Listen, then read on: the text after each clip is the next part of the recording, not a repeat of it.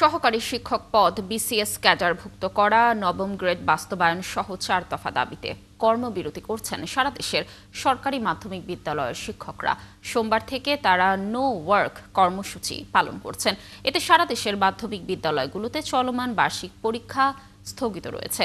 শিক্ষকদের কর্মবিরতির বিষয়ে বিস্তারিত জানাতে কুমিল্লা থেকে যুক্ত হচ্ছেন সহকর্মী কাজী এনামুল হক। এনামুল, শিক্ষকরা তাদের দাবির বিষয়ে কি বলছে জানাবেন। আর যেহেতু কর্মবিরতি চলছে, শিক্ষার্থীরা নিশ্চয়ই ভোগান্তির সম্মুখীন হচ্ছেন। অভিভাবকরা কি বলছেন এই বিষয়ে, শিক্ষার্থীরা কি বলছেন জানাবেন। লাবণী, মূলত হচ্ছে সেই মাধ্যমিক বিদ্যালয়গুলোতে কুমিল্লার 3 দিনের কর্মসূচি। তারা 3 দিনে ইতিমধ্যে তারা কর্মবিরতির মধ্যে ব্যানার ছাটিয়ে তারা বিদ্যালয় বন্ধ করে দিয়েছে।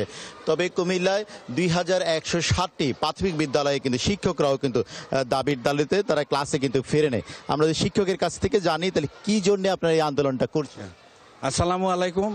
আমাদের আন্দোলনটা গত 8ই নভেম্বর আমাদের যে শান্তিপূর্ণ সমাবেশ ছিল, ওই সমাবেশে শিক্ষকদের উপর হামলা এবং 2-3 জন শিক্ষক মারা গেছে, 200-র অধিক শিক্ষক আহত হয়েছে।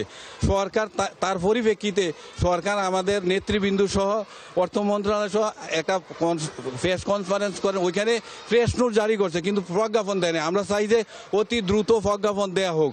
আর সরকার যে বুর্জোয়া শ্রেণী তৈরি করছে, যে প্রধান শিক্ষকদেরকে 10ম গ্রেডে নিয়ে গেছে। আগে আমরা সহকারী প্রধান শিক্ষক একই গ্রেডে ছিলাম, তার পরবর্তীতে 1 গ্রেডের ব্যবধান ছিল। এখন সরকার এমন একটা বুর্জোয়া শ্রেণী তৈরি করছে এবং আমাদেরকে প্রলেতারিয়া শ্রেণী তৈরি করছে। এটা জাতির জন্য আমি মনে করি না শিক্ষার জন্য ভালো হবে, বুমেরাং হবে। সহকারী শিক্ষকদেরকে মূলত হচ্ছে এই যে মনে করেন আপনারা শিক্ষার্থীদেরকে ক্লাসে ফিরে নিয়ে তারা পরীক্ষা হচ্ছে না, অভিভাবকরা উদ্বিগ্ন। তাহলে আপনারা যে এই যে পরীক্ষা নিচ্ছেন, অভিভাবকরা বলছেন যে পরীক্ষা নিচ্ছে তারা একটি 9 মাস পর, দীর্ঘ 1 বছর পর তাদের পরীক্ষা। এই বিষয়ে কি বলবেন? ধন্যবাদ। শিক্ষার্থীর পরীক্ষার বিষয়টা নিয়ে আমরা শিক্ষকরাও অনেক বেশি উদ্বিগ্ন, যেহেতু আমরা গত 1 বছর শিক্ষার্থীদের পড়িয়েছি, কিন্তু এই মুহূর্তে আমাদেরও দেয়ালে পিঠ ঠেকে গেছে।